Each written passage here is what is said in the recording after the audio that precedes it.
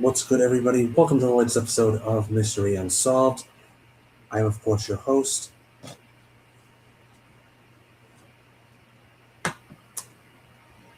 So, you may remember last week I had stated that last week was a season finale. But then I also said that it might not be. Well, here I am. It is not the season finale because I don't want to end the season on 6 episodes. Originally, there was 8 planned.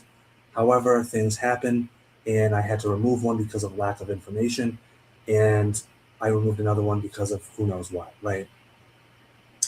However, I have since decided to replace them. And this season, there will be at least 2 more episodes because usually I end a season on either 8 or 10 episodes. So we're going to be doing this for at least the next 2 weeks. So, with that being said, what is tonight's episode on? It is going to be on another disappearance, because most Mystery Unsolveds are. This one I actually remember hearing about somewhere. It might have actually been on Unsolved Mysteries. I could be wrong. I don't really know much about it, but again, I feel like I've heard about this woman. Tonight's Mystery Unsolved episode is on the disappearance of Jodi Huisentruit. I do hope I'm pronouncing that right. It is quite a name to pronounce. Without further ado, ladies and gentlemen, the disappearance of Jodi Huisentruit.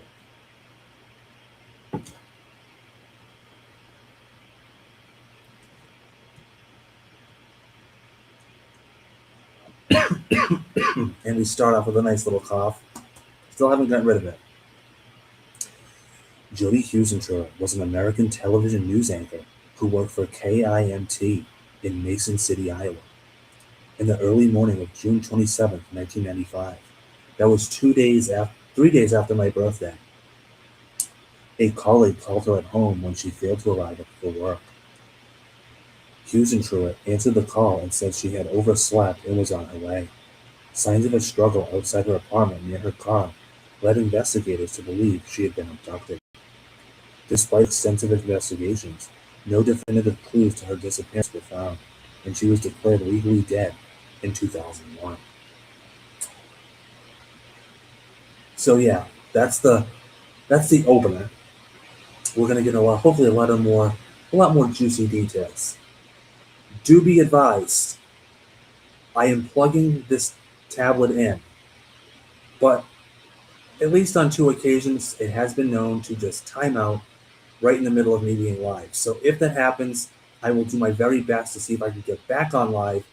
If not, then I'm doing this shit all over again, which I really don't want to do.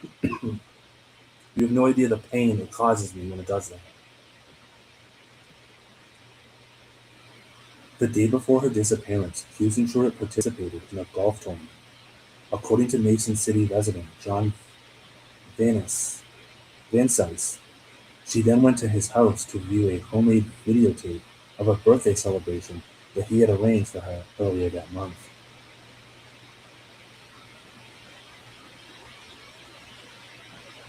Forgive my face. Let me read that again. It didn't sound right to me. According to Mason City resident John Van Sice, she then went to his house to view a homemade videotape of a birthday celebration that he had arranged for her earlier that month. Okay. So basically she had a birthday celebration earlier in the month and it was videotaped. So maybe she wanted to watch it on playback. So basically he's the one that videotaped this. So he's like, come on by. You can see your birthday that I filmed for you earlier in the month. Oh, okay. I'm assuming that's what that was. I'm sorry. It just really, the way it was worded, it just threw me. At 4:10. Also, why is this relevant? Hopefully we'll find out. Remember last week I would ask a question and then it would literally be answered at least like the following paragraph, if not later on down the road. At 4:10 a.m. on Tuesday, June 27th, 1995, KAMT producer Amy Coons noticed that Huisentruit had failed to report to work as scheduled and called her apartment. When Huisentruit answered the telephone, she explained that she had overslept and that she was preparing to leave for the station. However, by 6 a.m., Huisentruit had still not arrived, so Coons filled in for her on the morning show Daybreak. At 7:13 a.m., KIMT staff called the Mason City Police. Okay, so two things here that just don't quite add up to me. Ah. So, the day before, John Van Sice invites her over his house. The next day, she's late for work. Are you thinking what I'm thinking? Like maybe she wasn't. Well, obviously she got abducted from her home. At least that's what we think. But I'm thinking maybe she spent the night with John Van Sice, and maybe she was over his place. Hmm? It would explain why she overslept. I mean, if this woman is a news anchor, she probably has that alarm set for the right time every single day. So she must have been. It would make sense if she was staying over someone's house and overslept because she doesn't have an alarm to wake her up. Who's doing the investigating now? Also, KIMT staff called the Mason City Police. Why? Why did they call the police? She said she had overslept and she was preparing to leave for the station. For all you know, she could be stuck in traffic, something else came up. Why are they immediately calling police? That's suspicious to me. If someone says they're going to arrive and they still haven't arrived, I'm not going to be like, oh, I got to call the police. She still hasn't arrived. Like, no, like other things do arise and come up. So that doesn't really make sense to me.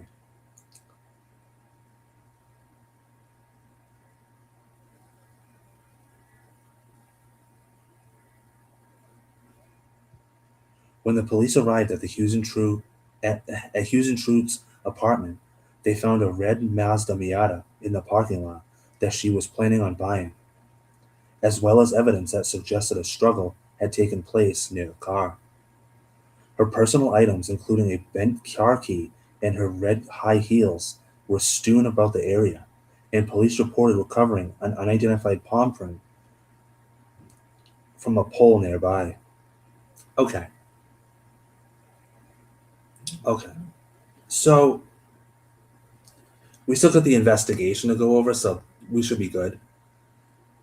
But these little things, these little bits of information that I'm getting here, they don't really add up. So I'm really hoping this investigation kind of brings out more. Like, are we going to hear more about John Van Sice?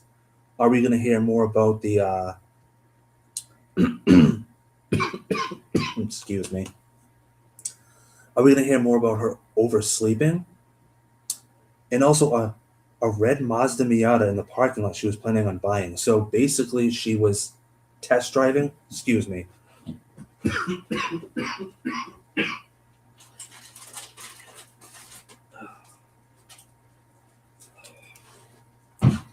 I'm literally fine all day. Haven't coughed all day, but once I go live, unbelievable.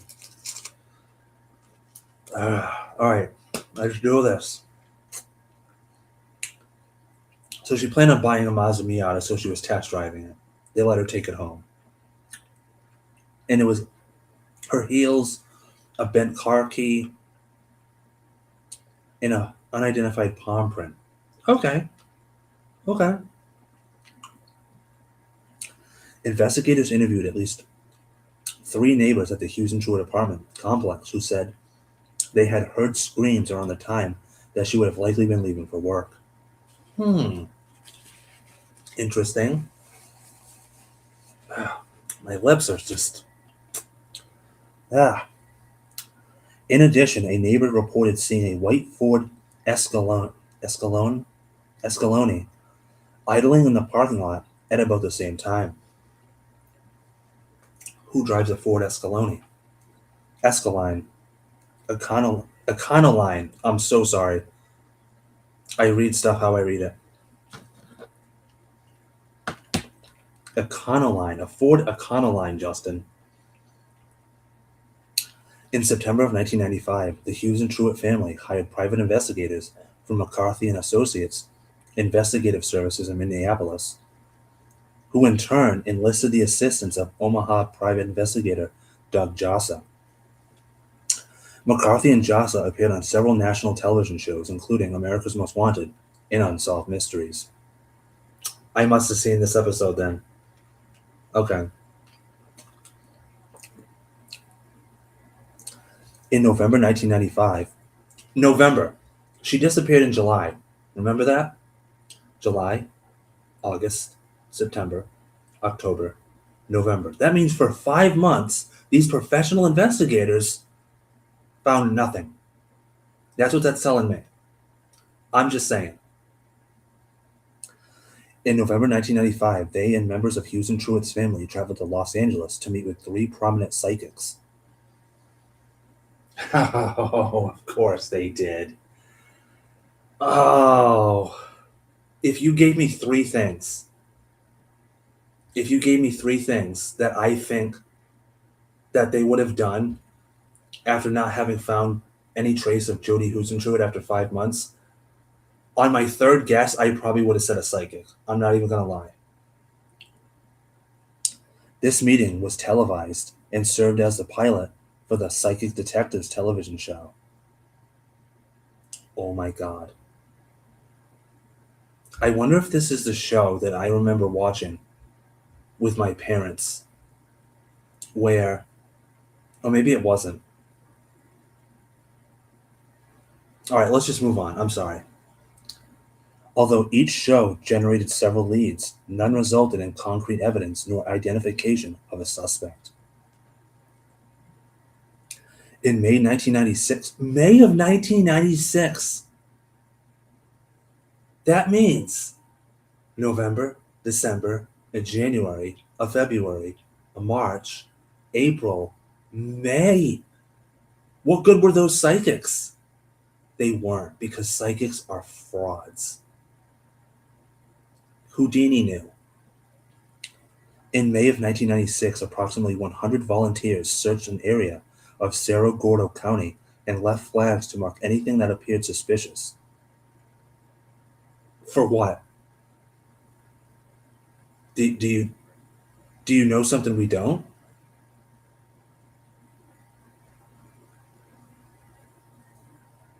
Barack Obama gif. Each of these sites was then re-examined by law enforcement, but no promising evidence was located. Police and private investigators have conducted more than 1,000 interviews, but none have resulted in conclusive evidence pointing to a suspect. Huisentruit was declared legally dead in May of 2001. I don't know if this is like a lack of, like, we found nothing. We found shit. Nothing. Or they found like little bits, but not enough to like put anything together that's solid and concrete. So that's why we're just going through the months and the years and the. In 2003, FindJodi.com was created by Minnesota television journalists Josh Benson and Gary Peterson with the goal to keep the case in the spotlight and for the website to serve as a clearinghouse for tips that might lead to Huisentruit.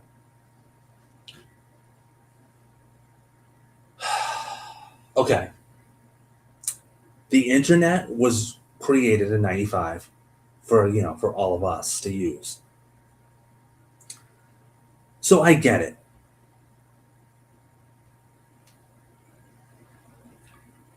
But it just seems to me, and this is just maybe a personal opinion of mine, but it's been 7 years, 2005, 6, 7, 8, 9, yeah, 7 years you declare someone legally dead. But then 2 years after that, they decide, hey, let's get on the internet the internet superhighway buzz and create findjodi.com. What makes her any different than any person that's ever disappeared between the years of 1995 and 2003? I'm not trying to be an ass. I'm legitimately asking. How many people that have gone missing have had police, friends, family create a website saying, findthisperson.com? Probably not many. I have to think this it's got something to do with her being a popular news anchor, and I also think it's got to do with the popularity of the internet by 2003. Why is this relevant? Maybe it is, maybe it isn't. I'm just noticing that it's just a little thing I happen to notice.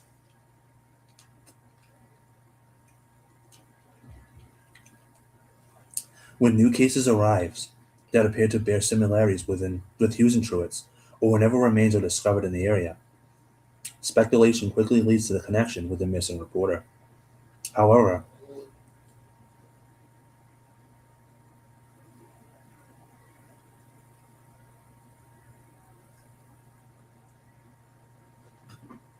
what the hell was that?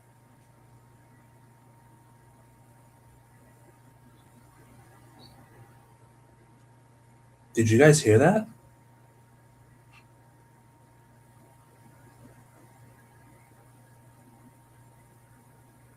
That was really weird. I don't know if it was my chair. It didn't sound like my chair. That was really weird. Mystery unsolved. Within mystery unsolved. However, no suspect has been identified, and all uncovered remains to date have been proven to be from other sources. In 2005, 10 years later, many media outlets, including 2020, again focused on the story as the 10th anniversary of Huisentruit's disappearance, as the 10th year anniversary of Huisentruit's disappearance approached. In June of 2008, photocopies of the 84 pages of Huisentruit's personal journal were anonymously mailed to a local newspaper.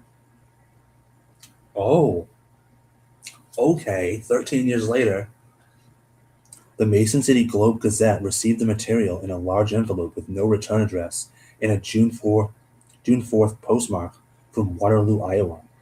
The original journal has been in possession of law enforcement since the investigation began. Within days, the Mason City Police Department reported that the sender had come forward and was identified as Cheryl Ellingson, the wife of former MCPD chief David Ellingson. The MCPD gave no motive for why David Ellingson had taken a copy of evidence home with him when he left the office, and no motive as to why Cheryl Ellingson interfered in the investigation by sending it to the newspaper. Huh. Maybe she knew something on the chief, and they couldn't have that. In May of 2015, 20 years later, all 100 members of the Iowa House of Representatives signed a letter requesting Mason City to declare June 27th, 2015 as Jodi Huisentruit Day in honor of her memory, and that all of the victims in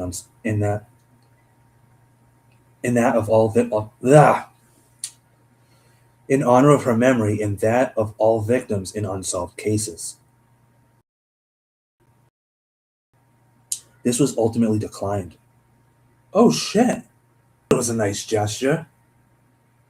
But maybe they thought this I did. Like, what makes her any different than? But we're going to include other unsolved cases. Listen, that's crazy. In a December 2016 opinion piece for the N West Iowa Review, retiring state representative John Kutgier of Sioux County described his experience with the case as a member of the Iowa State House Public Safety Committee and suggested, hold on, described his experience with the case as a member, of the committee, and suggested a cover-up by Mason City officials. Hmm. But why? Why do you suppose that? Did she know something? Did she have dirt on the sheriff or the officials? In March of 2017, a search warrant was executed against a person of interest named John Van Sice. Hey! I was wondering if he would come back up, seeking GPS data for two of his vehicles. In 2018, 48 Hours aired an episode of Huisentruit's Disappearance, featuring Van Sice in never-before-seen footage. Because technically, he was the last person that we know of to see her alive. Yes? Are we going to hear that in the next paragraph? The reason for the attention was never explained by authorities, and the fact that Van Sice had even been looked at was not revealed until leaked in 2018. Van Sice, who was never charged for any aspects of her disappearance, died in December of 2024. Hmm.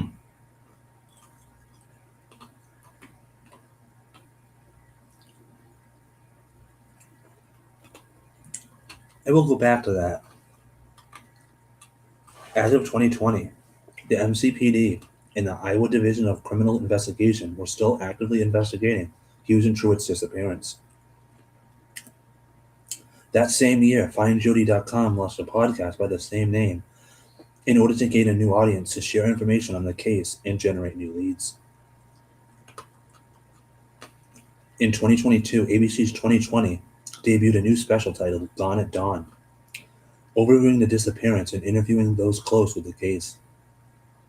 This episode was the third time 2020 featured the Huisentruit case. Okay, full disclosure, what makes her any different than any other person that goes missing? You know what I mean? Like police, FBI, forensics, friends and family.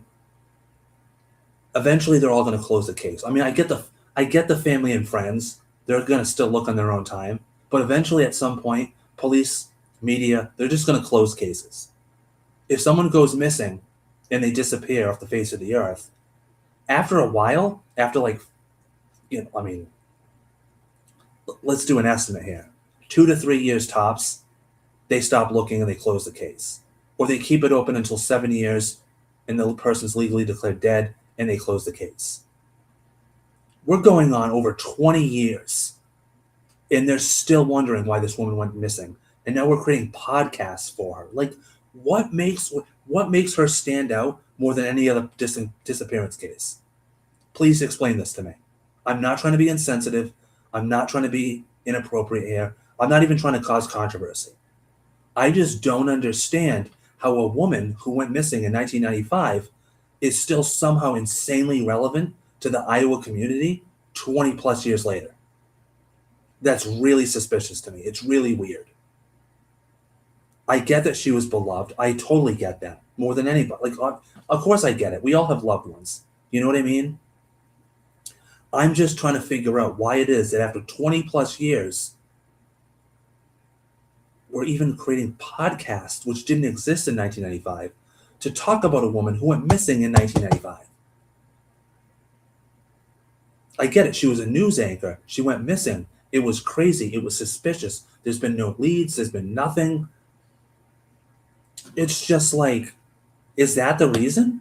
Is it because it's just been crickets for the last 20 years that you want some solid concrete evidence? Because I think there probably was evidence.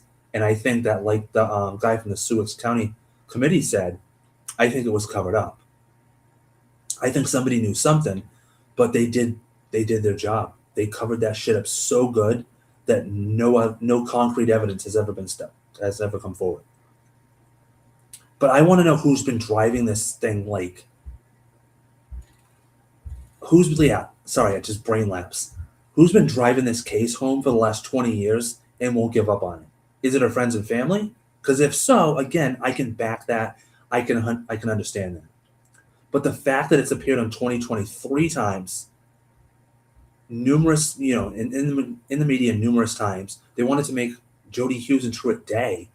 And it's like, guys, I'm going to ask this a third time. What makes her any different or special than any other person that disappears? Wholeheartedly, I would love nothing more than to find out that this woman is still alive and she just became a total recluse and wanted nothing to do with the world for the last 20 years. Would that be a happy ending? I don't know. I don't think that's the case, but the reason I say it is because there's been no evidence. There's been nothing. There's no suspects, no evidence, nothing. And these people are just so freaking diligent that for their sake, I would almost hope that she'd pop back up out of thin air, you know? Let's continue. In February of 2023, that's 2 years, three years ago, sorry, 3 years ago. The woman went missing in 1990. Oh my God.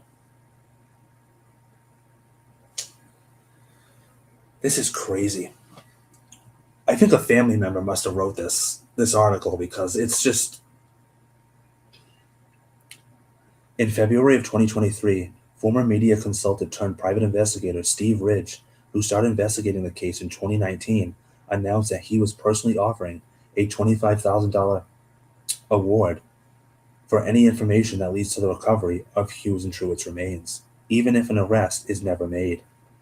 In September of 2023, he increased the reward to $50,000. In December of 2025, the reward was doubled to $100,000, effective through June 27th, 2026. That's this year, by the way. 31 years after she went missing. Okay. Let me ask something. When someone goes missing, usually in the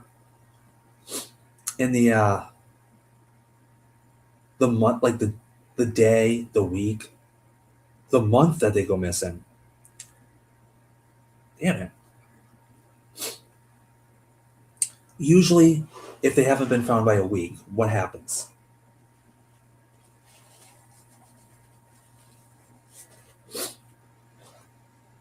A reward is given, like, right? Usually a little bit after the fact, after like a week's gone by. Hey, let's put a reward. 31 years later, and this guy's like, hey, if anybody has any information on what a woman that went missing 31 years ago. I don't understand this. Like, even Jimmy Hoffa didn't get this much coverage. Like, we still talk about Jimmy Hoffa and wonder where his body is, but like, that's where it starts and ends. It's a joke now.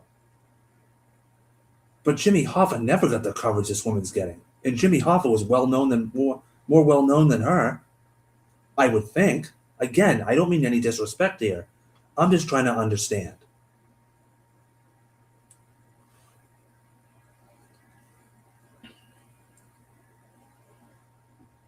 In early October 2024, a year after offering a reward for the information leading to Huisentruit's body, private investigator Ridge reported that Jodi had a new boyfriend immediately before her disappearance. The couple had been in contact daily, or nearly daily, or near daily, since they had begun dating 10 days or so before the abduction. Ridge believed this new boyfriend may have created jealousy and led to Jodi's abduction.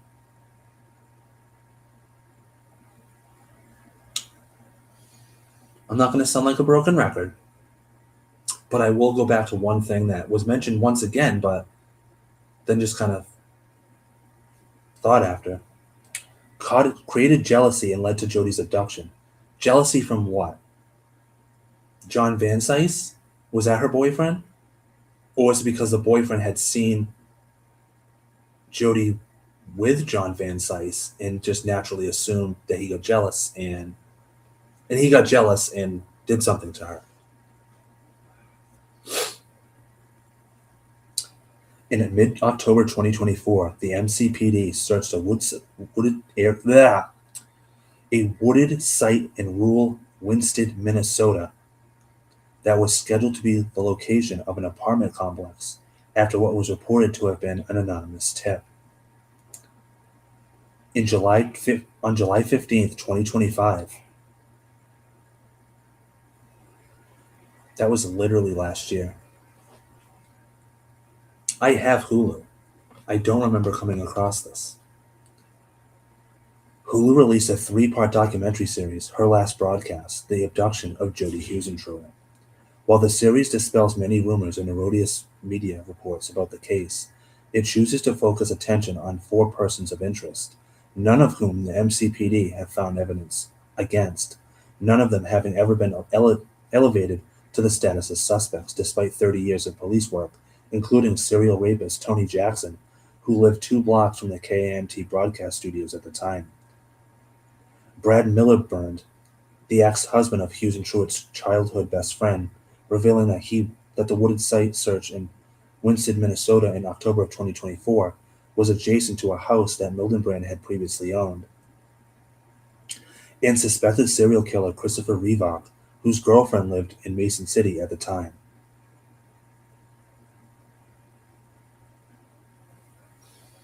Okay. What are the chances that a woman who goes disappearing just happens to live near not one serial killer? Like, what are the chances that a woman who goes disappearing, who disappears, lives near a serial killer, or the place she works at is near where a serial killer lives? That in itself is crazy. But wait, it gets better. There's a second serial killer. What are the chances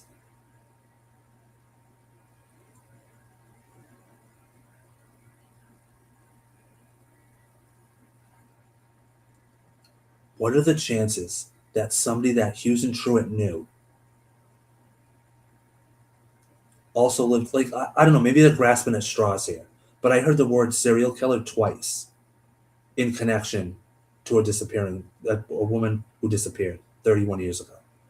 That's kind of crazy, is what I'm saying. The series also included an admission from the officer who had requested the warrant in 2017 to place GPS trackers on the vehicles of the first person of interest, John Van Cise, explaining that he had invited Van Cise in for an interview and, as an investigative technique, had hoped that the trackers might have shown a spooked Van Cise, if he was the abductor, going to a possible burial site. No such evidence resulted, reiterating that Van Cise never became a suspect and was never charged. No, but Van Cise probably had information. Did they ever ask him? He was the last person to see her alive, wasn't he? He wasn't the last person to talk to her. That was her boss. On November 20th, 2025, that's like 3 months ago.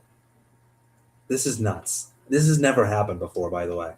I have never, in the history of Mystery Unsolved, done a case that was so long ago, yet somehow it's getting closer and closer. Something tells me we're going to get to like January 19th of 2026. Mason City police were again summoned to Winston, Minnesota to continue their investigation, not to follow up on an additional tip, as was previously reported. A house that was an area of interest and not available during a previous search was demolished, prompting police to check into the area. Mason City investigator Sergeant Terrence Prochaska released the following statement. On November 20th, 2025, Mason City Police conducted a search on the property in Winston, Minnesota, as part of the continued investigation into the appearance of Jodi Huisentruit. This was not a result of a new tip in the investigation. Investigators checked an area where a residence had been recently demolished that was not accessible during a previous visit. A canine was used as part of this search. Nothing of significance was located. This is an open investigation. MCPD has no further comment at this time. Sergeant Terrence Proska MCPD. Literally 4 months ago, they were looking into this. This is absolutely crazy. Is it still on? I wonder if it's still on Hulu, because I might watch it. Um. Okay. Normally, I would say let's go over the theories as to what happened to her, and I still plan on doing that. Yes, but I just want to make this crystal clear one more time, just in the event that her friends or family happen to watch this. I have actually had that happen, where if people that are related to the people that I talk about in this case reach out. It's happened like once or twice. I'm not bragging. But I'm just going to state this once. Again, I mean no disrespect when I say this, but what makes her any different than any other person that has gone missing over the last 31 years? Please explain that to me. Is it just because I happen to pick this case and I'm reading up about her family and her friends and the police just being very thorough and due diligent, doing their job and investigating? And if I looked into another case, I would very much find out, because I've watched plenty of Unsolved Mysteries episodes, and I got to tell you, after a while, you don't really hear from the friends and family anymore. They've kind of come to the acceptance that she's probably dead. But it doesn't seem like that here. They want to know anything. And that's the other thing. I know that family will stop at nothing to find out what happened to them. I know that her family will do everything in their power to find out what happened to her. I get that. I just personally want to know, out of my own curiosity, as to why we're still looking into a person that disappeared 31 years ago. Just answer me that first. I know it's irrelevant, and again, I can't stress this enough. I'm not trying to be disrespectful, and I'm not trying to cause controversy. So, with that out of the way, let me do my job here. Let's look into the theories as to what could possibly have happened to her. Theory number one, obviously she disappeared. That's not a theory, that's a fact. The question here is who took her? The first theory, John Van Cise may have a lot more information, may have had a lot more information than anybody had thought. Unfortunately, he passed away last year, or 2 years ago? 2 years ago in 2024. Unfortunately, he passed away. So they can't question him, right? I was saying we as if I'm part of this case. They can't question him. But I would probably talk to that police officer if I were somebody, the one that interviewed him, and be like, what did you get out of him? What did he tell you? Was he, in fact, the last person to see her alive? Also, do we know for a fact that she was actually at her house the day she went missing? Or was she coming home? Because she was in the driveway, right? When she was supposedly abducted and people heard screams from the apartment complex. So we don't actually know if she was even in her apartment. Like, she was either in her apartment and she went downstairs to her car, or she was just coming home. That to me makes sense. That she was at John Van Cise's house, overslept because she had slept over his house, got the call from her boss, then decided to let me go home and pick up something real quick. And of course, never heard from again, right? So I just think that my first theory is that maybe John Van Cise knew a lot more. I'm not saying he abducted her. I'm saying like maybe he probably knew a lot more, had a lot more information than people would have thought.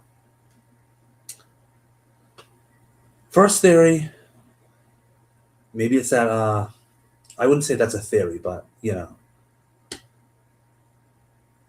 But yeah, you know what? Let me go with that. I might as well. Theory number one, John Van Cise abducted her. I said it. He was cool, calm, and collective. He was the last person to see her alive. Why wasn't he a suspect? Kind of weird, right? Second suspect, second theory, she was abducted by one of those two serial killers. Now, I know it was kind of grasping at straws here because one of them was he was a friend of a girlfriend of Jodi Huisentruit, and he lived near where she worked at the news station. So that's kind of grasping at straws to me.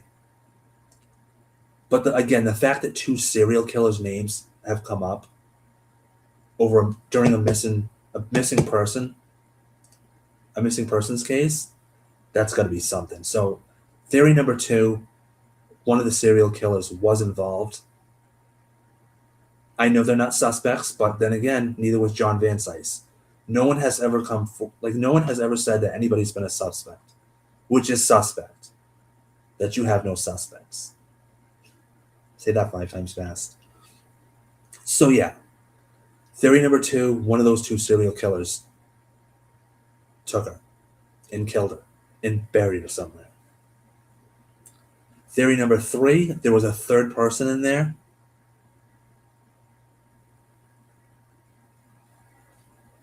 Theory number four, oh yeah, hold on. Do we want to get this person?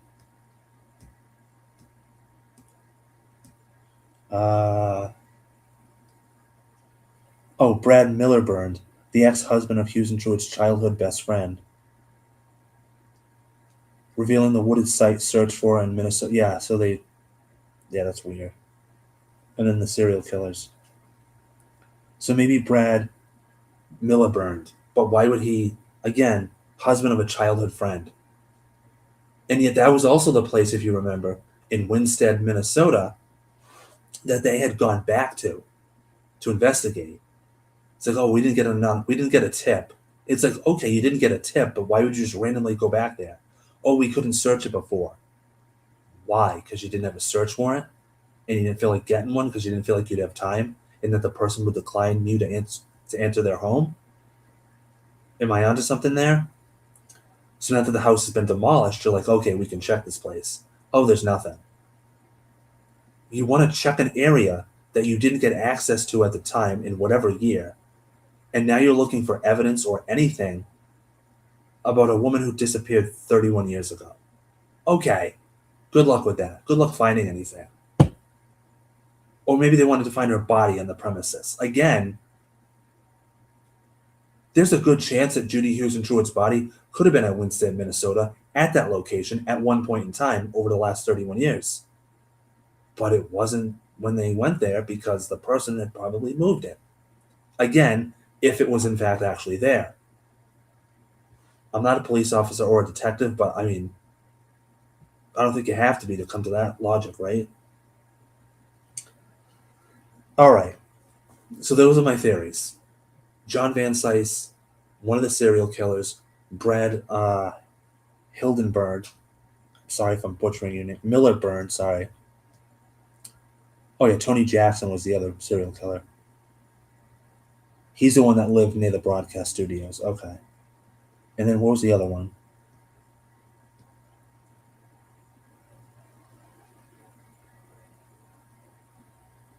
Oh, and Christopher Reebok, whose girlfriend lived in Mason City at the time. Okay. So yeah, I mean, again, it's possible. I hate to say this, but my theory is the following. I think